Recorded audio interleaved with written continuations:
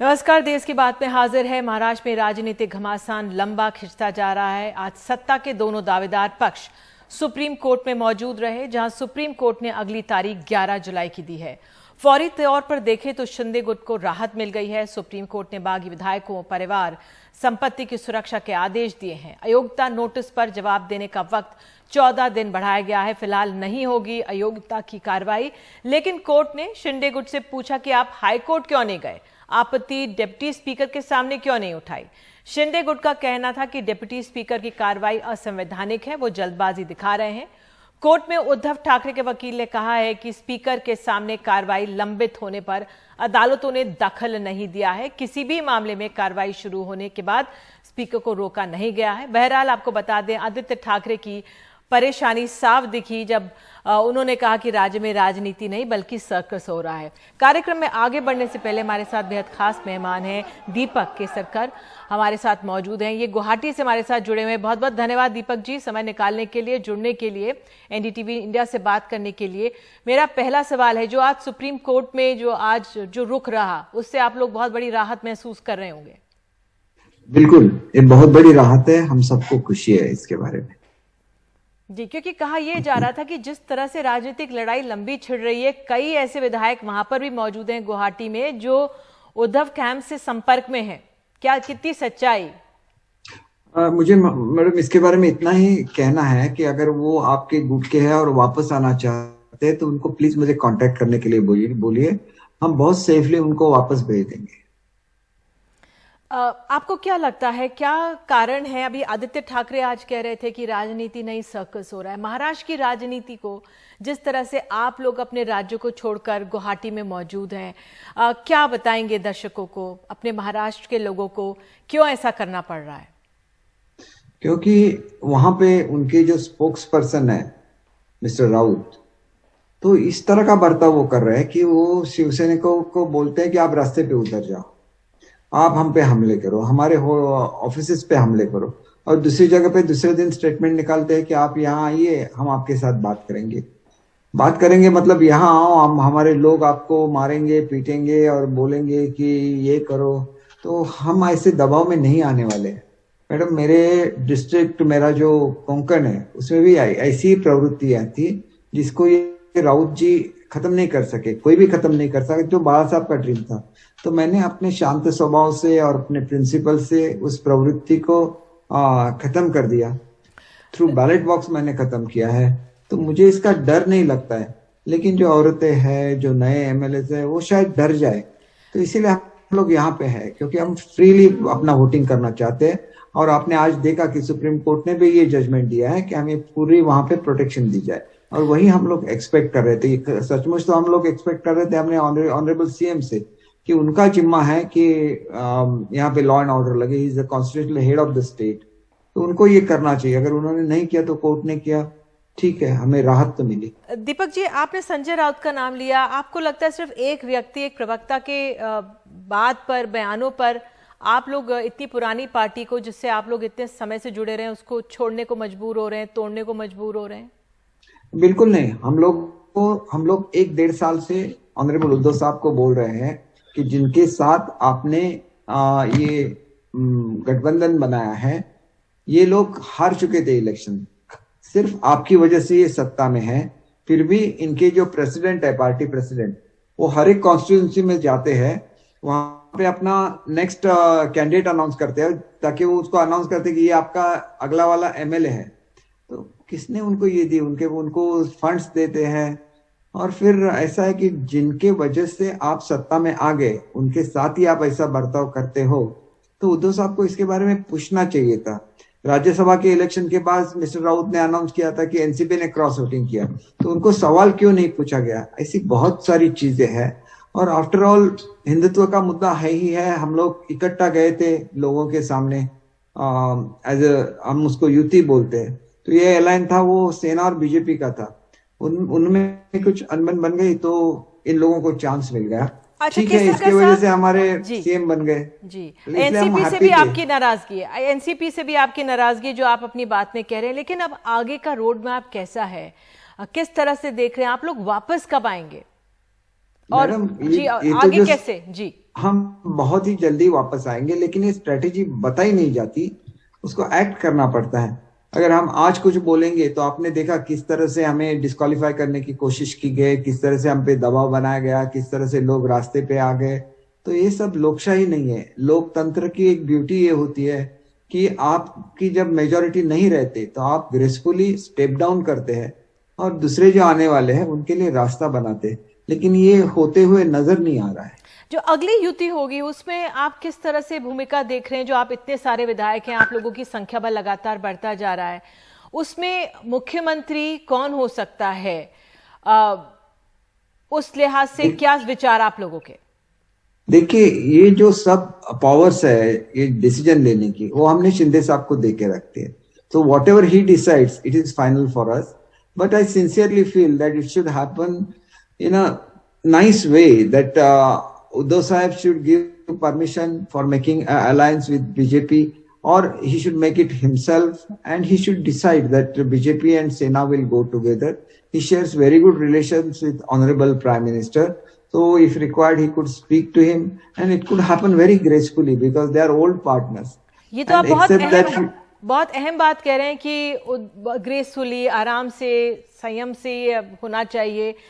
तो क्या देवेंद्र, आप कह रहे हैं कि उद्धव ठाकरे अगर मुख्यमंत्री बने दोबारा बीजेपी के साथ आकर, तो वो भी आप लोग चाहेंगे कि बीजेपी का मुख्यमंत्री होंगे?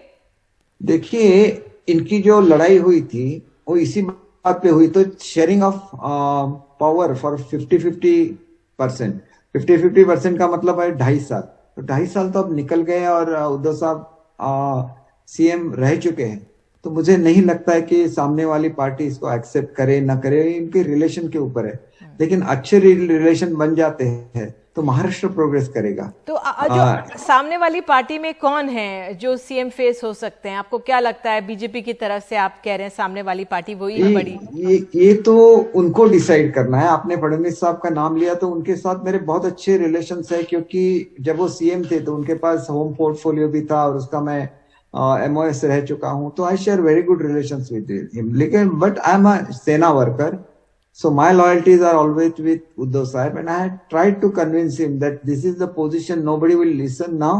You take a quick decision and let this Congress and NCP government go and form a new government with BJP. And this process, if it would have been adopted 1 year back, he could have had a big say into that. But now still being our leader, he always have a say in whatever we say, because we respect him. कही आपने BJP का भी जिक्र कर दिया और आपने कहा है कि कुछ पहले हो जाता। बहुत बहुत धन्यवाद जुड़ने के लिए। और जिस तरह से हमने सुना, दीपक जी कह रहे हैं कि ये शिवसेना में इनकी वफादारी है, चाहते हैं कि उद्धव ठाकरे ही अगर एक दोस्ती का हाथ बढ़ा दें उधर, उस तरफ आगे बढ़ा जा सकता है। एक बार फिर से पुरानी शिवसेना और बीजेपी साथ बन के सरकार बनाए। तो ये जो नरमी का हाथ बढ़ा रहे हैं गुवाहाटी से बैठे लोग, ये बहुत अहम है।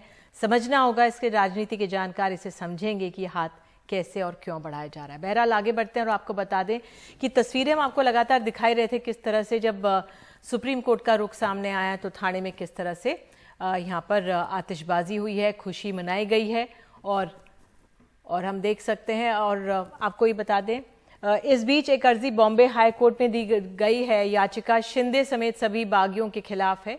कुल 39 विधायकों के खिलाफ ये अर्जी 7 नागरिकों ने दी है कि वो दफ्तर लौटने के निर्देश दिए।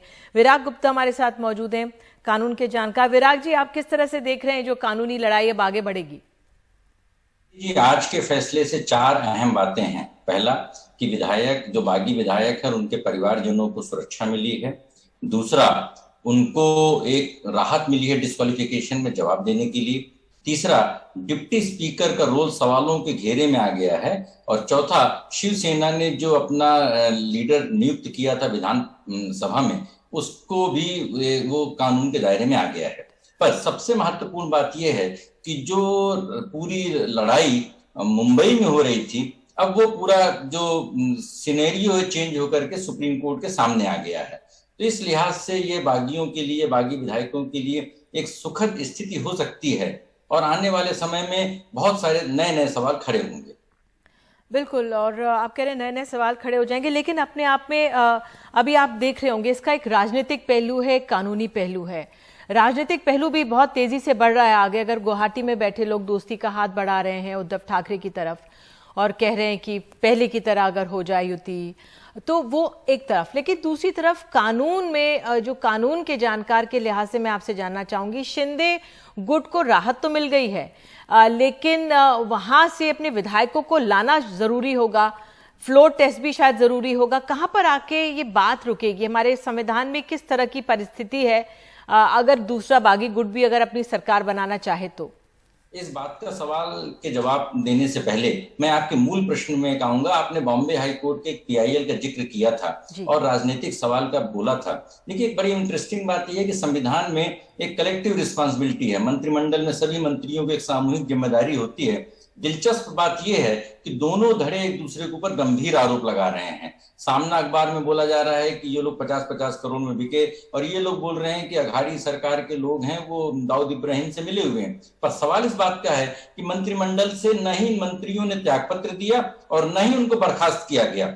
मतलब लड़ाई होने के बावजूद भी ये गुवाहाटी में बैठे हुए हैं और ये नई चीज पैदा हो रही है पूरे देश में कि महाराष्ट्र सरकार के कुछ मंत्री जेल में हैं, जेल के बावजूद मंत्री हैं, दिल्ली सरकार के मंत्री जेल में हैं, जेल के बावजूद मंत्री में हैं। एक तरफ अग्निवीरों से आप शपथ पत्र मांगते हैं कि आंदोलन के हिस्सा तो नहीं थे, और दूसरी तरफ जो लोग गंभीर आरोप लगा रहे हैं, जेल में हैं, वो लोग भी मंत्री पद में हैं, ना ही उनको बर्खास्त किया जा रहा है, न वो त्यागपत्र देते हैं। मैं समझता हूँ राजनीतिक शुचिता के साथ संवैधानिक सवाल भी है। अब आपके मूल प्रश्न, दूसरे प्रश्न पे आते हैं 2/3 विधायकों के बारे में।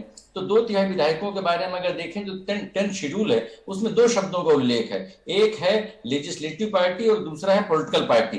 तो पॉलिटिकल पार्टी के भीतर जो लेजिस्लेटिव पार्टी है, तो जो शिंदे बार बार ये इंप्रेशन दे रहे हैं, बोलने की कोशिश कर रहे हैं कि उनको सारे विधायकों ने मिल करके विधायक दल का नेता बनाया है और अभी भी उनके पास 2/3 विधायकों का बहुमत है, इसलिए वो मूल शिवसेना है। वो शिवसेना, एक सवाल खड़ा किया जा रहा है शिवसेना की तरफ से कि जब 2/3 विधायक कहीं मर्जर कर जाएं तभी उनको एक मान्यता मिल पाएगी। वहां पर एक थोड़ा दिलचस्प मोड़ है, क्योंकि जब 2/3 ये हो जाएंगे तो 1/3 है वो हो सकता है डिस्क्वालिफिकेशन के दायरे में आ जाए। आने वाले समय में स्पीकर का रोल 3 वजहों से महत्वपूर्ण रहेगा। पहला कि डिप्टी स्पीकर के ऊपर सवालिया निशान खड़े हो गए हैं और संविधान में अनुच्छेद 181 में भी पुराने सुप्रीम कोर्ट का फैसला का जिक्र किया गया है। 181 में बोला गया है कि अगर उनके खिलाफ प्रोसीडिंग चलेंगी तो वो हाउस को प्रिजाइड नहीं कर सकते हैं। तो पहला प्रश्न ये है कि सारे बातों का फैसला सुप्रीम कोर्ट में नहीं होगा, विधानसभा में होगा। तो विधानसभा का जब सेशन होगा उसको कौन प्रिजाइड करेगा? अगर गवर्नर एक नए व्यक्ति को प्रोटेम स्पीकर अपॉइंट करते हैं, क्या उनके पास पावर रहेगा बहुमत का फैसला देने के लिए? क्या उनके पास पावर रहेगा डिस्क्वालिफिकेशन के बारे में? और तीसरी बात, क्या विधानसभा में जब सेशन बुलाया जाए तो क्या ये सारे लोग जिनके गुट को मान्यता नहीं मिली है, तो क्या वो विधानसभा में नए विधानसभा अध्यक्ष के बारे में निर्णय ले सकते हैं? इन सारी बातों में अभी और कई सवाल खड़े होने वाले हैं। बिल्कुल विराग जी, बहुत पेचीदा है ये पूरा राजनीतिक माहौल और कानूनी माहौल जिस तरह से आगे बढ़ रहा है। समय लगेगा इसमें, आपने जो समझाया उसके लिए बहुत बहुत धन्यवाद आपका। और वाकई में इसके लिए संयम और इंतजार करना पड़ेगा कि महाराष्ट्र की जो राजनीति है वो किस तरह से खुलेगी, उसके पन्ने कैसे और आगे पलटे जाएंगे। बहरहाल आपको बता दें, शिवसेना के बागी विधायकों का कुनबा बड़ा होता जा रहा है। सूत्रों के हवाले से खबर है कि उद्धव ठाकरे कैंप से 2 और विधायक टूट गए और वे जल्द एकनाथ शिंदे गुट में शामिल हो सकते हैं। और ऐसे में पिछले कुछ दिनों में लगातार शिंदे गुट बड़ा हो रहा है।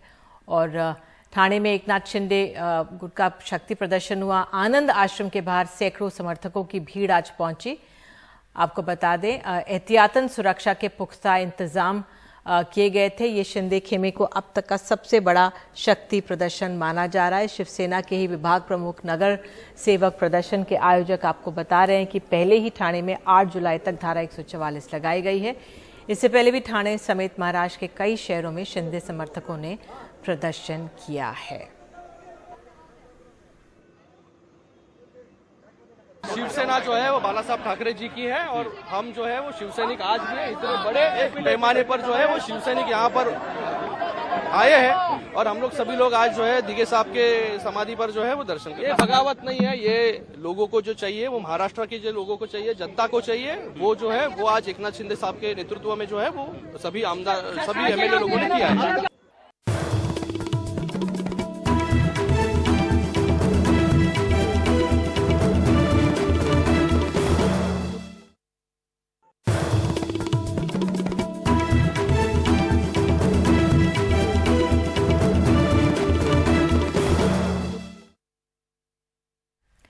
और बात अब अग्निपथ योजना की। अग्निपथ योजना से नाराज छात्रों का गुस्सा सबसे ज्यादा बिहार में दिखा और यहां रेलवे को करीब 250 करोड़ रुपए का नुकसान हुआ है। रेलवे की 60 बोगियां और 11 इंजन को यहां नुकसान पहुंचाया गया। इस मामले में करीब 1800 लोगों को गिरफ्तार किया गया है और हिंसा को बढ़ावा देने वाले सोशल मीडिया प्लेटफॉर्म की जो ब्लॉक करने की कार्रवाई जारी है। करोड़ों की संपत्ति खाक होती रही, धू-धू करके बोगी से इंजन तक जलते रहे, ट्रेनें रद्द होती रहीं, मुसाफिर परेशान रहे। नाराजगी सेना में भर्ती को लेकर अग्निपथ योजना से थी। अब इस मामले में उपद्रवियों के खिलाफ 223 मामले दर्ज किए गए हैं। आरपीएफ ने 136, जीआरपी ने 40 और स्थानीय प्रशासन ने 47 मामले दर्ज किए। आगजनी और रेलवे संपत्ति को नुकसान पहुंचाने को लेकर 1752 लोगों की अब तक गिरफ्तारी हुई है। जमीन पर आंदोलन, स्टेशन पर हो हल्ला, ट्रैक पर आक्रोशित भीड़ को भड़काने में सोशल मीडिया के कई प्लेटफॉर्म की भूमिका भी रेलवे को दिखी है। ऐसे दर्जनों सोशल मीडिया प्लेटफॉर्म के खिलाफ एफआईआर दर्ज की गई है। साथ ही आईटी मिनिस्ट्री से इन सब सोशल मीडिया प्लेटफॉर्म को ब्लॉक करने की गुजारिश भी की गई है। नुकसान की भरपाई तो नहीं, पर अब कार्रवाई। कोशिश यही कि कसूरवार पर शिकंजा कसे और सबक मिले, ताकि नाराजगी की आड़ और सरकार से तकरार में देश की संपत्ति स्वाहा न हो। नई दिल्ली से परिमल कुमार, एनडीटीवी इंडिया। देश की बात में आपको आगे ले चलेंगे मध्य प्रदेश और मिलवाएंगे आपको वहां की सबसे छोटी कम उम्र की सरपंच से।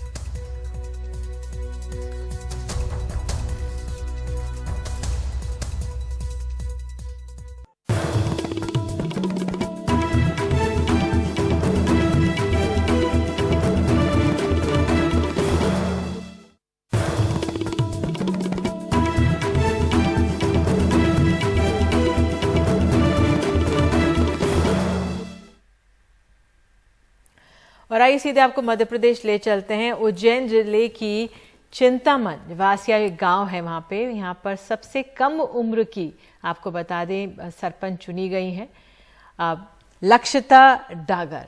और ये लक्षिता हमारे साथ मौजूद हैं, हमारे साथ जुड़ी हैं। लक्षिता, बहुत बहुत धन्यवाद जुड़ने के लिए। और जब आपकी तस्वीर देखी कि हमारी सबसे कम उम्र की यहाँ पे आप सरपंच चुनी गई हैं, बहुत अच्छा लगा कि आपको लोगों से मिलवाते हैं, रूबरू करवाते हैं।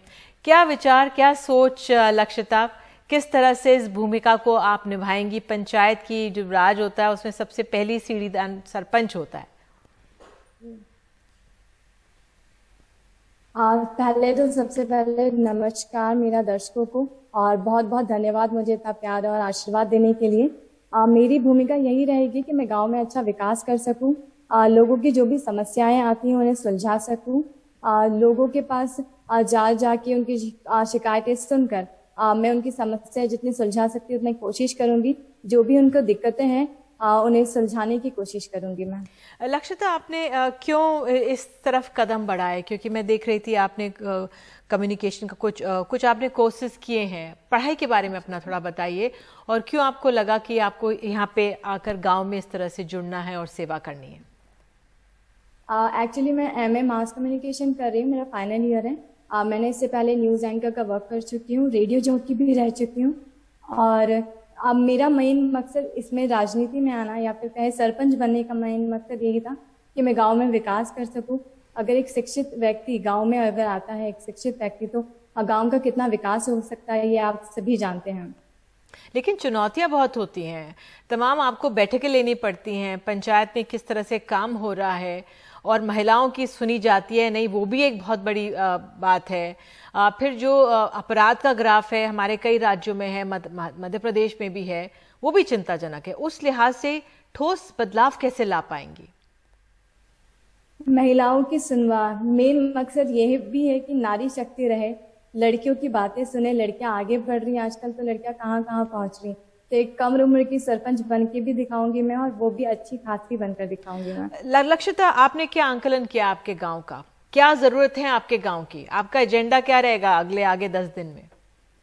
जब मैं प्रचार के टाइम पे गई थी तो मेनली लोगों ने पानी की समस्याएं बताई थी। लोगों के पास 300 महीने का मतलब 300 रुपए देकर वो पानी लेते हैं, लोगों के पास पानी नहीं पहुंच पा रहा है, मतलब जो नल लग चुके हैं उसमें वो उन्होंने नल लगा दिए, बस पानी आ रहा है या नहीं आ रहा उनसे जो पहले के सरपंच थे उन लोगों को उससे कोई फर्क नहीं पड़ता। दूसरी समस्या ये आ रही थी कि जो नाली है उनके घर के आसपास, पहले वाले सरपंचों ने उसको नाली बनवाई, बट जो गड्ढा था उसको इतना गहरा नहीं रखा कि पानी इजीली वहां से आ जा सके। इसकी वजह से पूरा कीचड़ है जो वो रोड पर होता जा रहा है। तो इस वजह से भी मेरा मेन मकसद ये भी रहेगा कि मैं नाली पानी की समस्याओं को दूर कर सकूं। साथ ही जो वृद्धा पेंशन, विधवा पेंशन, विकलांग पेंशन है उससे जो वंचित पात्र रह गए हैं लोगों तक वो योजना जो आ रही है, सरकार जो दे रही है वो उन तक पहुंच ही नहीं रही, गाँव वालों तक वो पहुंच ही नहीं पा रही। तो मैं कोशिश करूंगी कि वो मैं उन तक पहुंचा पाऊं। साथ ही जो आवास योजना है, प्रधानमंत्री आवास योजना, उससे भी बहुत सारे लोग वंचित रह रहे हैं। लोग जिनके घर में सबसे ज्यादा जरूरत है, उनके कच्चे मकान है, लोगों की मतलब यहाँ पे हाइट इतनी है घर की कि उनको ऐसे झुक के जाना पड़ रहा है। उनके घर में एंटर होने के लिए उनको झुक के जाना पड़ रहा है, तो सोचो उनको कितनी परेशानी होती होगी। तो इस वजह से मैं सोच रही हूँ कि मैं आवास योजना भी उन तक पहुंचाऊंगी। स्कूलों की क्या हालत है आपके गांव में? स्कूलों की मेनली जो गवर्नमेंट स्कूल है उनकी हालत इतनी अच्छी नहीं है। बच्चे आ रहे हैं तो आ रहे हैं, टीचर्स को इतना मैंने वो नहीं देखा है, उनमें मोटिवेशन या बच्चों को प्रेरित नहीं कर रहे हैं कि आप स्कूल आइए। आपको पढ़ाई भी एक नॉर्मल सी चल रही है जो हिंदी मीडियम का है, अभी इंग्लिश मीडियम पे उनको बढ़ना चाहिए। मैं कोशिश करूंगी कि मैं एक इंग्लिश मीडियम का स्कूल खोल पाऊँ। साथ ही लोगों को मतलब जो बच्चे हैं उनको कंप्यूटर वगैरह टेक्नोलॉजी से अवगत करा पाऊँ। चलिए लक्षिता, आपको आगे के सफर के लिए बहुत बहुत शुभकामनाएं और उम्मीद करते हैं कि आप जो भी आप सपने हैं आपके अपने गांव के लिए आप उसे पूरा करेंगी। बहुत बहुत धन्यवाद जुड़ने के लिए। बहुत बहुत धन्यवाद जी। अब देश की बात में आगे बढ़ते हैं और महाराष्ट्र से एक और खबर आ रही है और ये ऐसी खबर बार बार आती रही है। क्या उद्धव ठाकरे इस्तीफा देने का मन बना चुके हैं? अब ये तो बड़ी बात हो गई। सूत्रों के मुताबिक कम से कम 2 बार वो इस्तीफा देना चाहते थे। जिस शाम उन्होंने फेसबुक लाइव करने का ऐलान किया था उसी दिन इस्तीफा देने वाले थे, लेकिन महाविकास अघाड़ी गठबंधन के एक बड़े नेताओं के कहने पर उन्होंने इसे टाल दिया था। अगले दिन फिर वो सचिवों की बैठक में इस्तीफा देने वाले थे, फिर उसी नेता ने उन्हें समझाया। माना जा रहा है कि शरद पवार ने उन्हें इस्तीफा देने से रोका है। और हमारे सहयोगी सुनील सिंह हमारे साथ मौजूद हैं। सुनील, वाकई में बार बार ये खबर आ रही है और जब बार बार कोई चीज आती है, क्या वो हकीकत होती है, कितनी सच्चाई होती है, क्या खबर वहां से?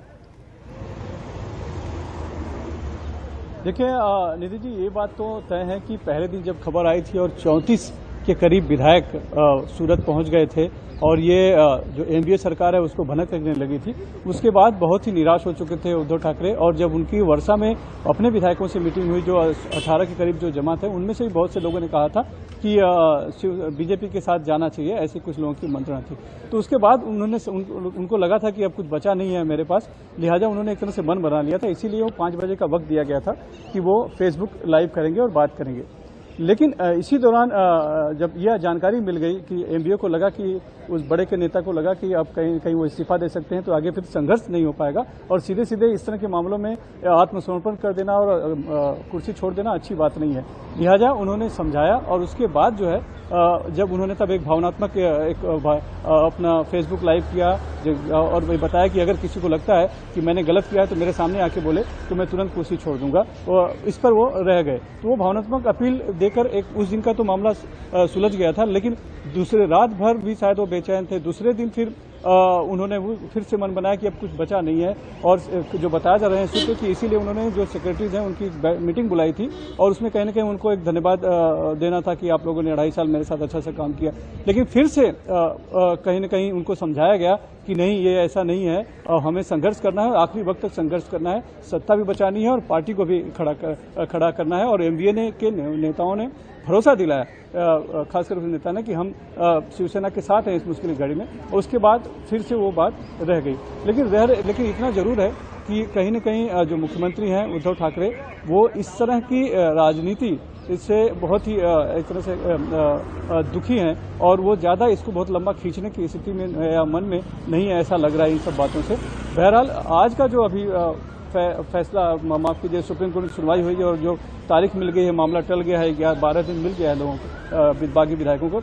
इससे जो हलचल है वो बागी खेमे में ज़्यादा बढ़ गई है, उनकी उम्मीद बढ़ गई है और साथ ही बीजेपी के खेमे में भी उम्मीद बढ़ गई है। आज अभी कुछ देर पहले यहाँ पर सागर बंगले में, जहाँ पे पूर्व मुख्यमंत्री देवेंद्र फडणवीस रहते हैं, वहाँ पर कोर कमेटी की मीटिंग थी और ऐसा लग रहा है कि बहुत ही आशान्वित हैं और उम्मीद बढ़ गई है बीजेपी की भी कि सरकार फिर से उनकी आ सकती है, देवेंद्र फडणवीस फिर से मुख्यमंत्री बन सकते हैं। तो उस संबंध में हलचल बढ़ गई। हालांकि अभी तक ऑन रिकॉर्ड आकर कोई भी बीजेपी नेता बात नहीं कर रहा है, अभी भी वो अपना हाथ उन्होंने दबा कर रखा हुआ है, लेकिन अब हलचल इसके में बढ़ गई है और जिस तरह की हलचल बढ़ी है उससे लग रहा है कि शायद 1 या 2 दिन में ही राज्यपाल को पत्र जा सकता है, स्पीकर के जो डिप्टी स्पीकर है उनके खिलाफ बहुत सख्त जा सकता है और तो ये बड़ी एक हलचल होगी जो राजनीतिक उठापटक चल रही है। सुनील, आप ये बहुत अहम बात कह रहे हैं कि जो हलचल बढ़ गई है देवेंद्र फडणवीस के घर में और किस तरह से बागी गुट में, क्योंकि कुछ ही देर पहले हम दीपक केसरकर से बात कर रहे थे गुवाहाटी में जो मौजूद हैं और वो ये कह रहे थे कि मैं उद्धव पे बहुत विश्वास करता हूं, उद्धव ठाकरे हमारे नेता हैं, हम शिव सैनिक हैं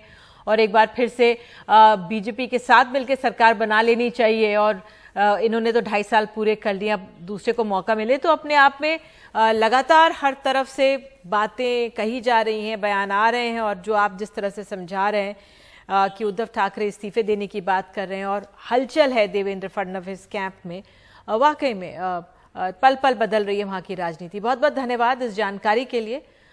तो फिलहाल हम लोग देश की बात में एक छोटा सा ब्रेक लेते हैं। ब्रेक के बाद हम आपको और अन्य खबरें दिखाएंगे अपने देश से जुड़ी हुई। बने रहिए हमारे साथ।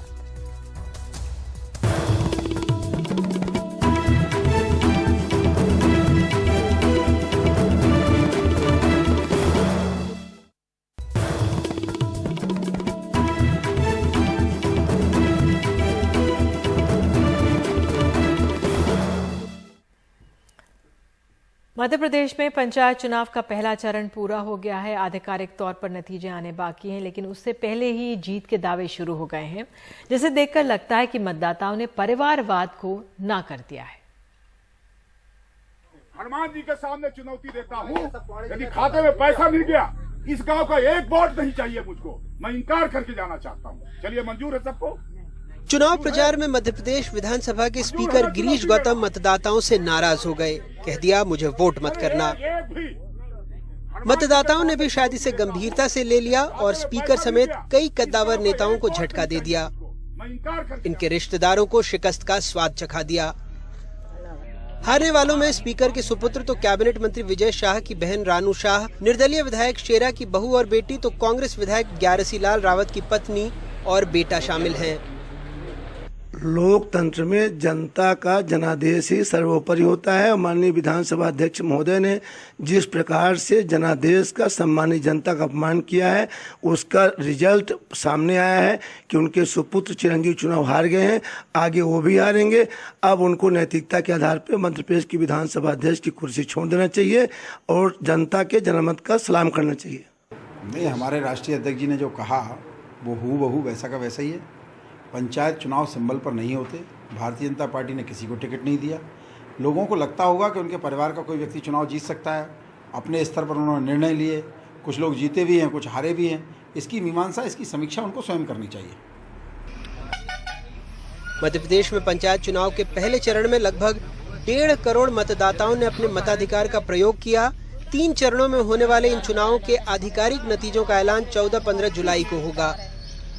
वैसे ये और बात है कि भोपाल में चुनाव से पहले बीजेपी अध्यक्ष जेपी नड्डा ने कहा था वो किसी नेता पुत्र को टिकट देने के खिलाफ हैं। मानना ये है, इस आयाम को पार्टी ने पकड़ा है और इस आयाम के तहत हमारी कोशिश है कि परिवार में पिता के बाद बेटा ले ले, इसको रोका जाए। थोड़ी पीड़ा तो होती है, लेकिन पार्टी की इंटरनल डेमोक्रेसी को बरकरार रखना है कि नहीं रखना है। कल को कौन कार्यकर्ता आएगा जब परिवारों नहीं चलाना है सब कुछ। परिवारवाद के नाम पर अक्सर बीजेपी कांग्रेस को घेरती रही है, लेकिन ये भी तथ्य है कि इस बार निकाय चुनाव में बीजेपी ने भी कई नेता पुत्रों और परिजनों को टिकट दिया, लेकिन लगता है इस बार मतदाताओं ने ही परिवारवाद को नकार दिया। वैसे इसका औपचारिक ऐलान 14-15 जुलाई को होगा, जब आधिकारिक तौर पर नतीजे आएंगे। मध्य प्रदेश में अपने ब्यूरो सहयोगियों और भोपाल से कैमरा पर्सन रिजवान खान के साथ अनुराग द्वारी, एनडीटीवी इंडिया।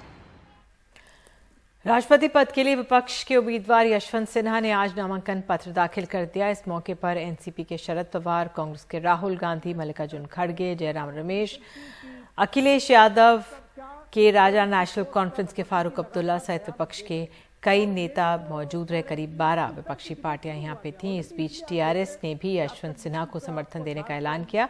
यशवंत सिन्हा का मुकाबला एनडीए की उम्मीदवार द्रौपदी मुर्मू से है। हालांकि इस प्रस्तावना की लोग पहुंचे थे, इसमें आम आदमी पार्टी शामिल नहीं थी। द्रौपदी मुर्मू पहले ही नामांकन दाखिल कर चुकी हैं। राहुल गांधी ने कहा ये व्यक्तियों की नहीं, विचारधाराओं की लड़ाई है। यशवंत सिन्हा ने कहा है कि वो किसी भी सूरत में ये चुनाव लड़ते अब देशव्यापी दौरा करेंगे।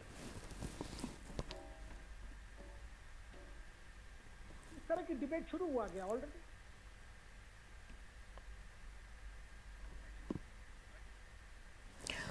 और देश की बात में आगे बढ़ते हैं। ग्रेटर नोएडा के चीनी क्लब मामले में जैसे जैसे जांच आगे बढ़ रही है, नए नए खुलासे हो रहे हैं।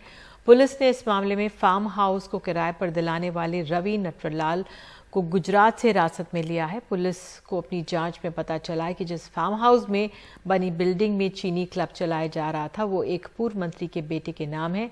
शक है कि चीनी नागरिक द्वारा यहां से हनी ट्रैप के जरिए जासूसी का एक बड़ा रैकेट चल रहा था। पिछले 2 सालों से चोरी छुपे इस फार्म हाउस के अंदर चीन के क्लब के तर्ज पर एक अलग दुनिया बनी हुई थी। यहाँ पर ज्यादातर चीनी मूल के नागरिक ही आते थे। पुलिस को शक है कि यहाँ से भारत के खिलाफ जासूसी करने वाले लोगों को न सिर्फ ट्रेनिंग दी जाती थी बल्कि उनके लिए मौज मस्ती करने का पूरा इंतजाम था। खास बात यह है कि इस फार्म हाउस का मालिक एक पूर्व मंत्री का बेटा है। एसएसबी के इनपुट के बाद जब इस क्लब पर रेड पड़ी तो पुलिस के पहुंचने से पहले ही तमाम लोग फरार हो गए। सिर्फ यही नहीं, किसी ने रिमोट के जरिए कहीं दूर बैठकर फार्म हाउस में लगे तमाम सीसीटीवी कैमरों के फुटेज को डिलीट कर दिया था। पुलिस अब डिलीट फुटेज रिट्रीव करने की कोशिश कर रही है। क्लब में दर्जनों सीसीटीवी कैमरे लगे हैं। क्लब में 70 कमरे हैं और हर कमरे के दरवाजे को खोलने के लिए इलेक्ट्रिक डिवाइस लगी है। पुलिस को अपनी जांच में ये भी पता चला है कि इस क्लब का इंटीरियर जिस शख्स ने किया है वो अरुणाचल प्रदेश के एक मंत्री की बेटी का पति है। पुलिस ने इस मामले में 3 चीनी नागरिक और एक भारतीय नागरिक को गिरफ्तार किया है। एक चीनी नागरिक की गर्लफ्रेंड भी पकड़ी गई है जो नागालैंड की रहने वाली है। फिलहाल इस पूरे मामले की गंभीरता को देखते हुए गुजरात से पकड़े गए रवि नटवरलाल से मिलिट्री इंटेलिजेंस और इंटेलिजेंस ब्यूरो के लोग पूछताछ कर रहे हैं। लापरवाही बरतने के आरोप में एक सब इंस्पेक्टर समेत 3 पुलिस कर्मियों को लाइन हाजिर कर दिया गया है। ये चाइनीज क्लब इतना हाईटेक है, इसका अंदाजा आप इसी बात से लगा सकते हैं कि यहाँ चप्पे चप्पे पर निगरानी के लिए सीसीटीवी कैमरे लगे हुए हैं। साथ ही यहाँ जितने भी दरवाजे हैं उनका एक्सेस रिमोट कंट्रोल से है। यहाँ तक कि पुलिस के आने के पहले रिमोट के जरिए सभी सीसीटीवी कैमरों की फुटेज को डिलीट कर दिया। पुलिस को शक इस बात का है कि यहाँ पर चाइनीज जासूसी का एक बड़ा नेटवर्क चल रहा था। साथ ही ये हनी ट्रैप का ट्रेनिंग सेंटर था। ग्रेटर नोएडा के घरबरा गांव से मुकेश सिंह, एनडीटीवी इंडिया।